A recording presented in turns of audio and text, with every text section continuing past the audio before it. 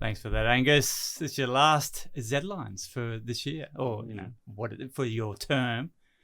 What are you going to get up to, Angus, after this? Big things planned. Things. Stay Yes. tuned. Yeah, follow us on the socials. Can't wait. Yeah, it was always just a stepping stone for Triple Z. So Get it on record. Get it on record. just gonna burn my bridges now. So, Yeah, nice. Morning for Triple Zers. You're listening to Angus and Trista with your 8 a.m. news. A review of Queensland's public hospital expansion program has left serious concerns over a major cost blowout. The review, conducted by infrastructure consultant Sam Sangster, found that expansion for 11 hospitals was planned over 6 weeks in 2022, with deadlines prioritised over other considerations.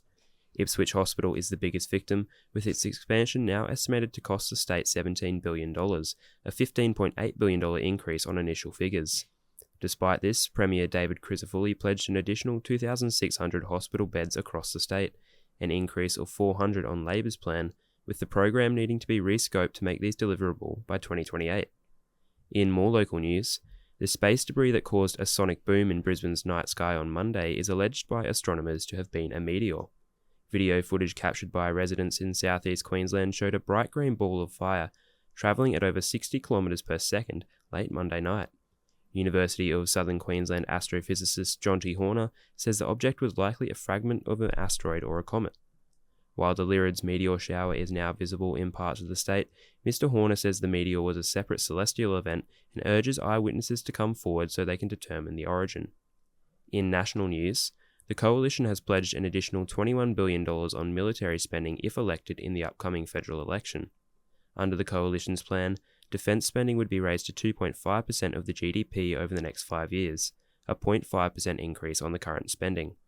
This would double Labor's planned increase to the military budget, which would see $79 billion allocated by 2030. The announcement marked just the second appearance of Shadow Defence Minister Andrew Hastie on the election campaign trail. Mr. Hastie recently had to defend his decision to distance himself from the Liberal Party by removing their logo from campaign corflutes, claiming it was still visible on flyers. In national news, locals and small businesses in regional towns across Australia are struggling under the weight of mass over-tourism. With the rise of travel influencers and the post-COVID tourism boom, secret spots and quiet towns are taking the brunt of thousands of eager tourists.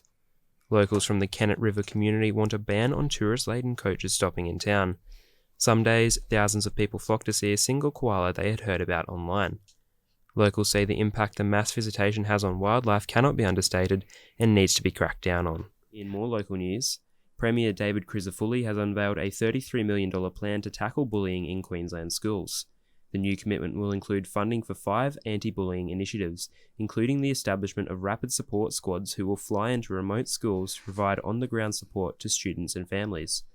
Funding will also be allocated to hiring additional wellbeing staff and chaplains with a dedicated crisis support hotline to offer confidential support.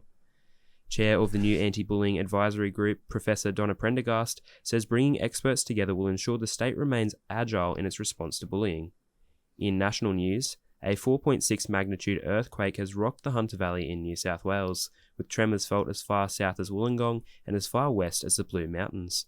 More than 3,500 people felt the tremors as reports began flooding into Geosciences Australia when the earthquake began around 3 a.m. this morning. In August last year, 2 similarly strong earthquakes hit the Hunter, causing widespread power outages, with another slightly weaker earthquake 2 weeks later. Geosciences Australia are keeping a close eye on seismic activity within the region. Good morning for Triple Zers. You're with Angus and Trista for your 8 a.m. news. In local news, the Rail, Tram and Bus Union is ramping up its industrial action this week, as union drivers work their shifts without a uniform due to a pay dispute with the Brisbane City Council. The council offered a pay rise of 3% this year, increasing to 3.2% after discussions with the Queensland Industrial Relations Commission. The union are demanding a minimum 4.35% increase to match the current interest rate. The protected action will continue this week with malicious compliance actions, including plain clothes and taking their rostered meal breaks regardless of delay. In more local news, a Sydney-based consortium has revealed plans to construct a $20 million eco-hotel in the Whitsundays. Epochal Hotels, led by CEO Glenn Piper, plan to redevelop the abandoned Hook Island Lodge. The building has been in disuse since it was damaged by Cyclone Anthony in 2013. Mr. Piper, who purchased the 25-year lease in 2022 for $10 million, plans to open the 280-person capacity hotel by 2027. In national news, the federal government has issued a ban on Chinese artificial intelligence technology DeepSeek over fears of national security risks. The ban, which is effective immediately, requires all Australian government bodies to remove the AI from federal government computers and mobile devices. Home Affairs Minister Tony Burke says that while AI is full of potential, the government will not hesitate to ban it should it pose a security risk. Good morning, 4ZZers. You're listening to Zedlines with Angus and Trista for your 8am news. In local news, the state government will set aside $100 million to allow public hospital patients needing elective surgery to be put through the private system in a move to decrease hospital wait times. Data from Queensland Health shows over 66,000 awaiting elective surgery in the public system, with surgeries likely to be sent to private being ENT, general surgery, cataract and knee replacement procedures. The Surgery Connect program would also bypass health insurance providers, meaning private sector hospitals and patients would be paid in full for the service. To North Queensland now, where flood-affected residents will be granted a reprieve as the Bureau of Meteorology predicts the first sunshine in 11 days. Major flood warnings remain in place in parts of North Queensland, with the Bruce Highway between Cardwell and Ingham to remain closed to traffic. Energy crews across the state are working to restore power to impacted areas, with volunteer electricians conducting free electrical safety checks for pensioners. Financial development group Townsville Enterprise has estimated a total economic loss of $257 million due to the floods. In national news, Sam Kerr has been found not guilty of racially aggravated harassment against a London police officer. It took 4 hours of deliberation for the jury to rule unanimously that there was not enough evidence to prove Kerr's words were racially motivated or intended to harm the officer. Kerr had been in a dispute over a taxi fine with Metropolitan Police Officer PC Lavelle in January 2023, in which she called him stupid and white. The acquittal brings an end to the 7-day trial, with Kerr saying she is now fully focused on getting back on the pitch for the Matildas. Good morning, 4ZZers. You're with Angus and Trista for your 8am Zedlines. In local news, Tropical Cyclone Alfred is expected to make landfall south of Brisbane tomorrow, with heavy rain and winds to hit Queensland and northern New South Wales over the next 12 hours. Cyclone Alfred is currently sitting 465 kilometres east of Brisbane, with warning zones extending from Double Point Island down to Grafton in New South Wales. Prime Minister Anthony Albanese arrived in Brisbane last night as the federal government initiated the Disaster Response Plan, with the National Aerial Firefighting Fleet deployed along the coast. Speaking with the ABC this morning, Premier David Crisafulli says a small number of people have been evacuated, with councils told to establish evacuation centres. In more local news, Brisbane supermarket shelves have been stripped bare in the wake of Tropical Cyclone Alfred. Premier David Crisafulli has advised Queenslanders to stock up on essentials amid concerns of disruptions to power and water supplies. Panic buyers have stripped shelves bare of batteries and toilet paper, a move which Coles General Manager Joanne Brown says is unnecessary. Ms Brown says the state's distribution centre is equipped to handle the increased demand, with no stock shortages expected. Woolworths has placed a cap on purchases of bulk water to 2 per customer. In national news, researchers from the University of Queensland have found that Indigenous Australians are twice as likely to suffer from asthma compared to other Australians. 800,000 emergency department cases were analysed over a 5-year period, with Indigenous Australians disproportionately affected by asthma and other allergic diseases. UQ Associate Professor Jennifer Copland says the findings are surprising, as allergic diseases have not traditionally been a concern among Indigenous Australians. With Australia known as the allergy capital of the world, Ms Copland has called for further research to understand how to address these allergic diseases in regional and remote areas. Good morning, 4ZZers. You're listening to Zedlines with Angus and Trista for your 8am news. In local news, authorities are today set to release the final report into the SeaWorld helicopter tragedy that killed 4 people in January 2023. A preliminary report released late last year by the Australian Transport Safety Bureau found that the pilots of the 2 helicopters did not hear each other over the radio as they were taking off and landing. A further interim report released last year found that Chief Pilot Ashley Jenkinson had trace amounts of cocaine in his system. 4 people died, including Mr. Jenkinson, while another 6 people, including 2 children, were seriously injured. In more local news, a new report has called on reform to the Department of Education after 2 teenage brothers were abused under their father's care. The brothers were discovered locked in their bathroom naked and malnourished in 2020, with their father found dead at their home. School staff had previously noticed that the brothers came to school smelling of urine and dog odour and did not always have access to clothes and food. A separate report from the Disability Royal Commission recommended the Queensland Government apologise for failing the brothers. The new report from the state's Ombudsman has made 9 recommendations into ensuring suspicions of harm are appropriately recorded to protect students. In national news, Prime Minister Anthony Albanese has been declared victorious after last night's leaders' debate. Albanese and Peter Dutton met in Sydney for their first debate, where they were asked questions given to them by 100 undecided voters. Cost of living dominated the proceedings, with Mr Albanese criticising the coalition's 12-month fuel excise as a short-sighted temporary measure. Mr Albanese also promised to lower the bottom marginal tax rate by 1% if re-elected. Mr Dutton, meanwhile, blamed a Labor scare campaign when questioned on why he walked back on forcing public servants into the office, saying he never had a problem with flexible work arrangements in the private sector. In local news, Lord Mayor Adrian Schrinner has demanded that the lion's share of Olympic events must remain in Brisbane, with the Sunshine Coast Council also asking for its seat at the table. The Sunshine Coast is currently the only games delivery partner not represented on the board of the Brisbane 2032 committee, with their stadium to receive upgrades and a new indoor arena to be built in Kawana. The Lord Mayor's claim to the most Olympic events comes as the Gold Coast looks to take swimming events, while Toowoomba wants to take equestrian from the RNA showgrounds. In more local news, biosecurity efforts in North Queensland are ramping up as the invasive fish tilapia has been identified in the Upper Mitchell River.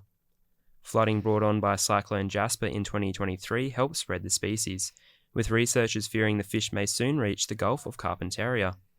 Griffith University's Dr. Caitlin O'Mara says the highly invasive species ingests the eggs of native fish and has the potential to devastate the local environment. Dr. O'Mara says that current efforts are fighting a losing battle, calling for more funding to stop the spread. In international news, a new report from Deloitte has revealed that Australia is through the worst as the economy sets its sights on recovery. Despite falling inflation and the prospect of an interest rate cut, the report states that living standards are not expected to return to pre-pandemic levels until 2030. Finance Minister Katie Gallagher told the ABC that Australia had a real possibility of a soft landing. Ms Gallagher says that while households are still under pressure, Australia has been able to navigate global economic challenges and provide cost of living relief. In more national news, health experts allege the alcohol industry has been intentionally slow to introduce mandatory pregnancy warnings to their products. Mandatory labelling came into effect in August 2023, but an analysis of alcohol sales from November of 2023 found only 63% of products included the labels. Head of Health at the St George Institute for Global Health, Simon Pettigrew, says the alcohol industry may be delaying labels for fear of losing sales. Mr. Pettigrew says the alcohol industry fought ardently against the mandatory labels, identifying spirits as the worst offender. A spokesperson from the Department of Health says compliance will have risen as products with shorter shelf life are removed from circulation. In international news, thousands of people are evacuating the island of Santorini after it was racked with hundreds of earthquakes in the last 48 hours. A 5.5 magnitude earthquake was detected in the Aegean Sea, which was followed by 300 smaller earthquakes over 2 days, with 9,000 people evacuating. Schools have closed, but there has not been any major damage yet. Officials have alerted the remaining locals to avoid some spaces during the tremors and to empty their pools if they have them. Good morning, 4ZZers. You're listening to Angus and Trista with your 9am Zedlines. In local news, a study from the University of Queensland has revealed that only 28% of residents say they are likely to attend the Olympics. The survey of 1,000 people found that while there was an overwhelming support for hosting the Games, 74% of participants would prefer to watch the Olympics on television. Professor Brent Ritchie, Dean of UQ's Business School, says momentum-building activities should be implemented in the lead-up to the Olympics to get more residents on side. The study also revealed that there were concerns over the Olympics' effects on housing affordability, with 47% of participants believing it would harm housing accessibility. The Tasmanian Cancer Council is calling for more funding from the state government as demand for its services grows rapidly. The non-profit organisation has supported more than 2,000 Tasmanians in the past 12 months and is entirely reliant on donations, with drives like Daffodil Day being a key fundraising opportunity. The organisation is calling for funding to match its demand so it can continue to assist Tasmanians living with cancer.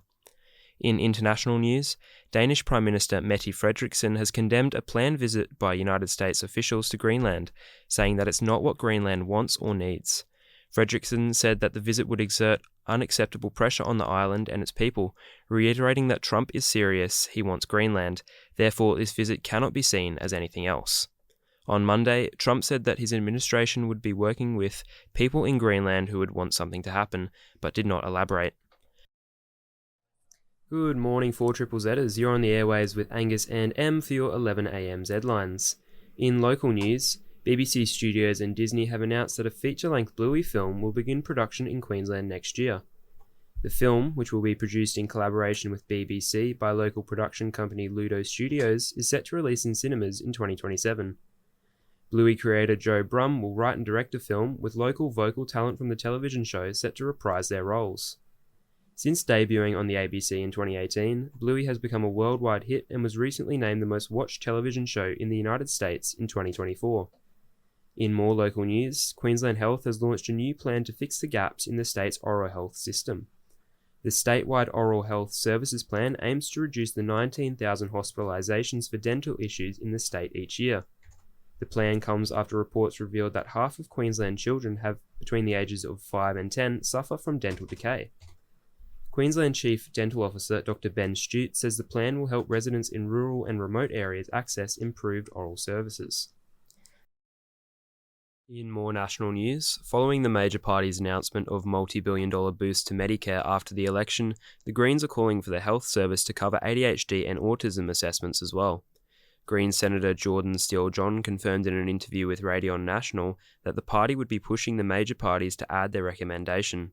He said that the assessments can cost upwards of $5,000 and that by adding paediatricians and psychiatrists to Medicare rebates, it would shorten wait times and bring costs down.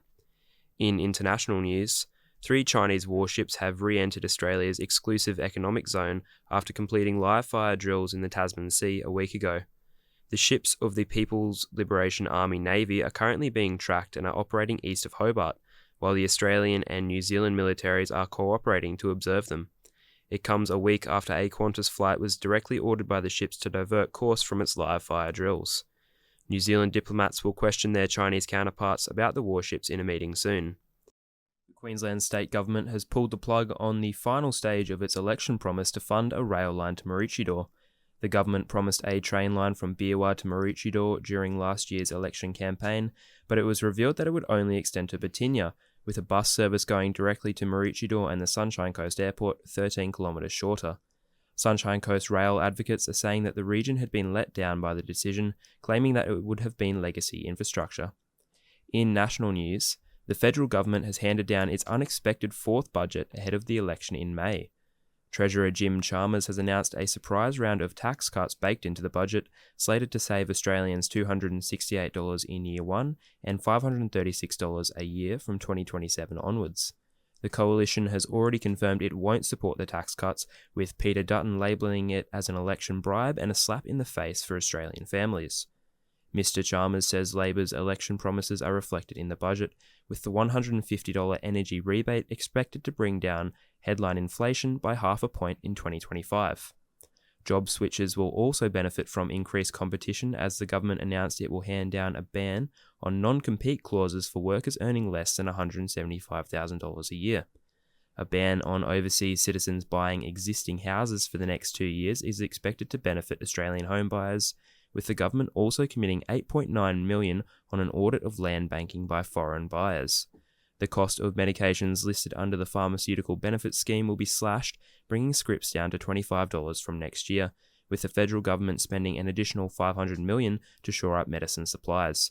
Cost of living measures will also benefit student debt holders, with a one-off 20% slash expected to wipe $5,000 off the average HECS loan. We'll bring you more of today's pre-election budget breakdown on Zedlines at 9am and 10am today. Shadow Finance Minister Jane Hume has demanded an end to working from home, citing research that supports only 1 or 2 days of remote work.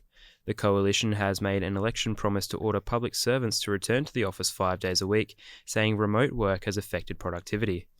The Stanford study that Hume referenced when stating that working from home was causing inefficiency in the public sector had in fact stated that the benefits of working from home included time and efficiency saved by not joining the commute. In international news, Myanmar's military chief has praised ties with Russia during a visit to the Kremlin.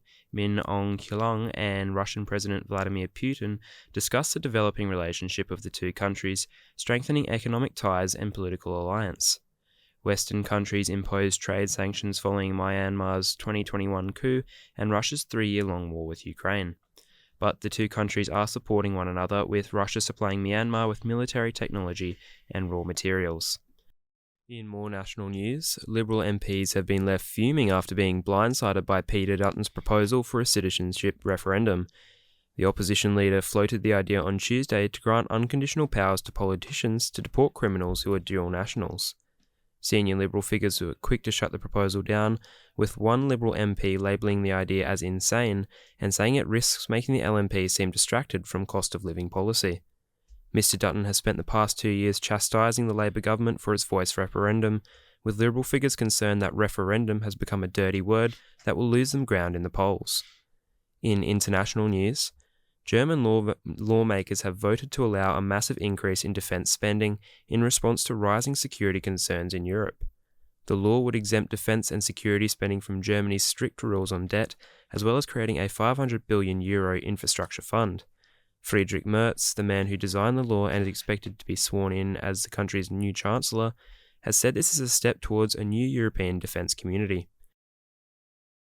A government task force has warned that Australia's food system is at tipping point. The Australian Food and Agriculture Task Force has handed down a report that lists severe climate events and trade tensions as major threats to Australia's food system. The task force has recommended that the National Farmers Federation be placed at the centre of the reform, a move which the NFF has welcomed. NFF CEO Tony Marr has reiterated the report's findings, warning Australia is at risk of losing its competitive advantage in the global market. Mr Marr says that with the right support and climate-smart practices, Australian agriculture can be a $100 billion industry by 2030. In international news, Australia has called for an immediate end to Israel's occupation of Palestine. This supports the UN General Assembly's demand for Israel to end its unlawful presence in occupied Palestine, a resolution which Australia previously abstained from. Australia was one of 157 countries to vote in favour of the resolution, with 8 voting against, notably the United States and Israel. This marks a return to Australia's two-state position for the first time since 2001. Australian UN Ambassador James Larson said that it was time international communities came together to chart a path towards a two-state solution, with Australia's vote reflecting this determination. Tensions over a battery storage development in Victoria's Zedlines flared as residents strongly opposed it over the last year. At a local council meeting, the Alpine Shire Council voted against supporting the project over concerns including environmental and bushfire risks. Mint Renewables applied to build a battery energy storage system next to the Zedlines terminal station, which would be comprised of 40 solar-powered battery units that can be released when needed. Nearby Yakandadar is aiming for 100% renewable energy-powered infrastructure, creating a divide between the two towns. In international news, NASA's stranded astronauts have arrived safely on Earth, landing off the coast of Florida this morning. Butch Wilmore and Sonny Williams were stuck in space for 286 days, 278 days longer than expected, after their Boeing Starliner capsule failed. Their return to Earth was delayed due to issues with the SpaceX training capsule, with the long-awaited relief crew arriving on Sunday. The capsule parachuted into the ocean after re-entry, with a pod of dolphins the first to welcome the astronauts back to Earth. The International Space Station is due to be decommissioned in 2030 and replaced by private entities to allow NASA to focus on moon expeditions. Morning 4ZZers, you're with Angus and Jack for your 10am Zedlines.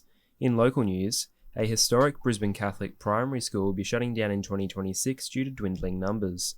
St Mary of the Cross School in Windsor, which has been in operation since 1926, told parents this week of the school's impending closure.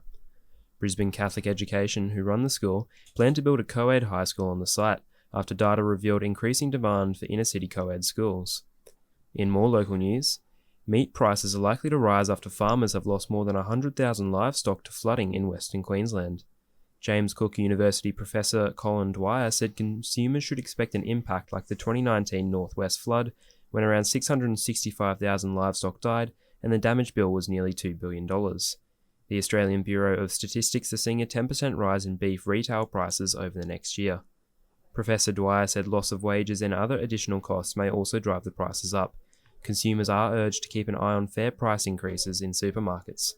In national news, a mass recall of salad greens has been issued by major supermarket chains due to concerns of E. coli poisoning. The bacteria were discovered in Queensland on 2 bags during a routine public health check, with over 50 products recalled shortly thereafter.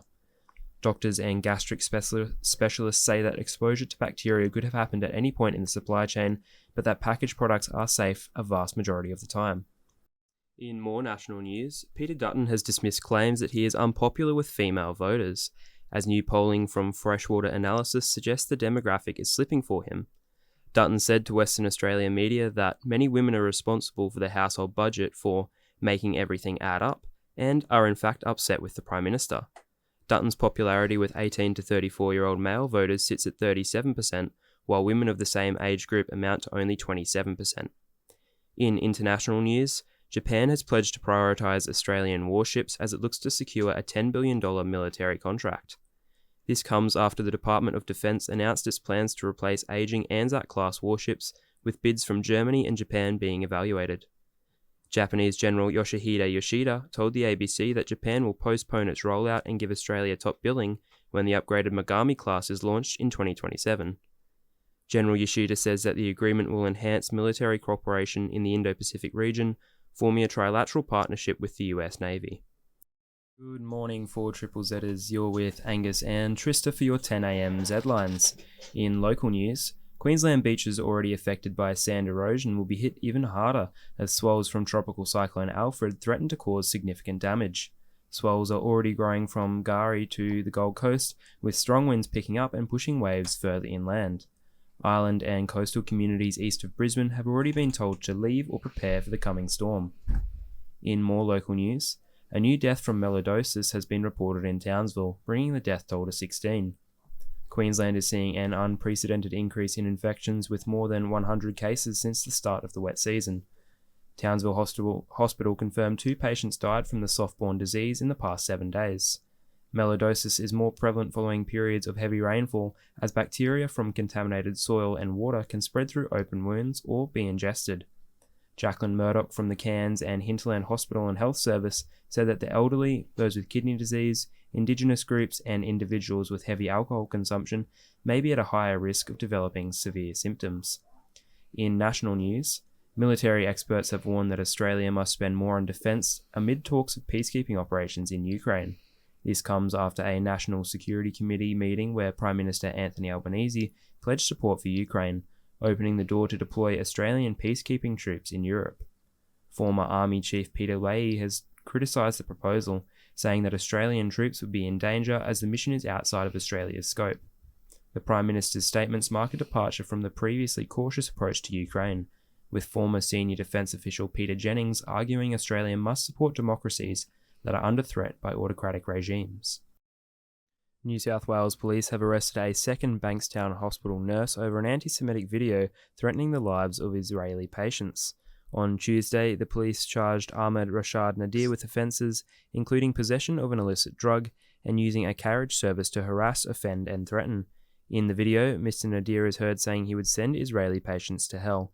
He has been granted conditional bail and is scheduled to appear in court later this month. Earlier this month, Sarah Abu Labder was also charged after she allegedly boasted about refusing to treat Israeli patients and threatened to kill them. In international news, 2 NASA astronauts are coming home this month after being stranded in space since June. Butch Wilmore and Sonny Williams originally planned for an 8-day mission, but experienced difficulties after their spacecraft was deemed unsafe for the journey home. The 2 are waiting for replacements from the International Space Station next week before they can leave. Miss Williams said the 9-month wait was hardest for their families, and she couldn't wait to be reunited with her Labrador retrievers. Good morning, 4ZZers. You're with Angus and Trista for your 11am news. In local news, plans for a 17-storey tower on a Kangaroo Point site have been challenged in court by concerned locals. Brisbane City Council approved plans for the high-rise building to replace a rundown house last December. However, owners and residents around the area have opposed the application and have appealed to the Planning and Environment Court. They argue that the building, which will face the Riverwalk, would cost them their views, privacy and general amenities. The latest plans for the tower include a communal wellness centre, 24 car parks and an exclusive pool and roof terrace for the penthouse residents. In national news, data has revealed that 1/3 of Australian students lack the basic numeracy and literacy skills needed for their future. Results from NAPLAN and international testing show 450,000 students falling behind, with Australia experiencing one of the steepest declines in achievement globally. The only demographic excelling in test scores are children from language backgrounds other than English, with students 1.5 years ahead of their peers on average. Earlier this week, the federal government pledged to fully fund state schools by 2034, with New South Wales and Queensland the only states yet to sign the landmark agreement. In more national news, the Albanese government plans to introduce mandatory standards that would allow grieving family members faster access to the superannuation of deceased loved ones. Financial Services Minister Stephen Jones laid out standards for the trillion-dollar industry on Tuesday. The industry has been facing backlash after industry fund Cbus admitted to long delays in processing death and disability payments. Cbus allegedly failed to pay more than $20 million with 10,000 claims for deaths and disability payments. Jones has provided funds to improve service speeds and delivery before the intended standards are effective. The Treasurer will cooperate with consumer advocates, regulators and industry stakeholders to draft a proposed mandatory standards before releasing it for public consultation. Australian swimmer Lainey Pallister has set a new national record for the 400-metre freestyle at the World Aquatic Swimming Championships in Budapest. Pallister came out of the pool last night with a silver medal overall and the new owner of the previous record held by Ariarne Titmus, which she had broken by 2 seconds. Canada's Summer McIntosh made it to the number 1 spot with a gold medal and a new world record with a time of 3 minutes and 50 seconds. In international news, Israel has intensified airstrikes in Syria, destroying the country's navy in the wake of the Assad regime's collapse. This follows the destruction of a military research centre in Damascus, with a further 300 strikes destroying most of the Syrian army's assets. Troops from the Israeli Defense Force have also entered into Golan Heights, the demilitarized buffer zone on the border of Israel and Syria. It remained unclear if IDF forces have advanced beyond the buffer zone. Israeli Defense Minister Israel Katz said the strikes were designed to prevent chemical weapons from falling into the hands of Hayat Tahrir al-Sham, the rebel group responsible for overthrowing Bashar al-Assad. Mr. Katz says Israel intends to create a defense zone free of weapons and terrorist threats in southern Syria to prevent extremist Islamic terrorists acting against Israel. Good morning, 4ZZers. You're on Zedlines with Angus and Jack for your 8 a.m. news. In local news, Lord Mayor Adrian Schrinner has warned of catastrophic flooding in southeast Queensland over summer. The warning comes after Brisbane was hit with 81 millimetres of rain on Saturday, with further heavy rainfall predicted. SEQ Water has already conducted releases from dams, with hundreds of megalitres dumped from the Wivenhoe Dam yesterday. Senior meteorologist from the Bureau of Meteorology, Phelim Hanafi, told the ABC that while rainfall was similar to the 2011 floods, the absence of La Niña conditions meant flooding was in neutral territory. Mr. Hanafi says that high ocean temperatures present a new threat, with more intense cyclones enhancing rainfall over the southeast. In more local news, Queensland pet owners are being urged to protect their dogs from a deadly waterborne disease brought on by recent rainfall. Leptospirosis is a bacterial infection spread through the urine of infected animals, with the infection causing liver failure and death in dogs. Director of Tropical Vet Services Dr. Graham Lauridsen warns that the increased rainfall in parts of Queensland has elevated the risk of the disease spreading. Dr. Lauridsen says that the leptospirosis is the most common lethal infection for unvaccinated dogs in Australia, with a 75% chance of death. In national news, the government is investigating a common over-the-flu counter medication after allegations it causes severe liver damage. The Therapeutic Goods Administration is investigating Bioceuticals' cold and flu medication Armourforce. The investigation was launched after the TGA received 850 complaints with reports of adverse effects including liver damage and anaphylaxis. One report noted that the liver injury led to an autoimmune hepatitis diagnosis, sparking concern the medication could cause similar issues in people with pre-existing autoimmune diseases. Researchers from the Western Sydney University believe that the ingredient Andrographis paniculata is responsible for the adverse effects. The herb is used to relieve cold and flu symptoms, but has been linked to drug hypersensitivity and anaphylaxis by the TGA. A Google Earth enthusiast group on Facebook discovered a large rose garden in the shape of an Arabian horse in northern Tasmania. After 25 years, Wendy Cairns thought the rose garden would be fun for plane passengers to spot from the air. Over 1,000 people in the Google Earth Structure and Anomalies Facebook group reacted to the photo. Miss Cairns received a wave of call and messages from people globally. She replied with, "Thanks for noticing," and mentioned the garden is part of her life. In international news, Singapore is taking a novel step towards protecting its people from online scams, even if they themselves don't believe they are being scammed. A new bill tabled in Singaporean Parliament would give police powers to temporarily cancel someone's bank transactions and ATM withdrawals if they are reasonably suspected of being a victim of a scam without their consent. According to the Singaporean government, 86% of all scams in the country in 2024 were the result of people willingly transferring funds to fraudsters. For your weather today, Brisbane is cloudy but expected to clear as the day draws on.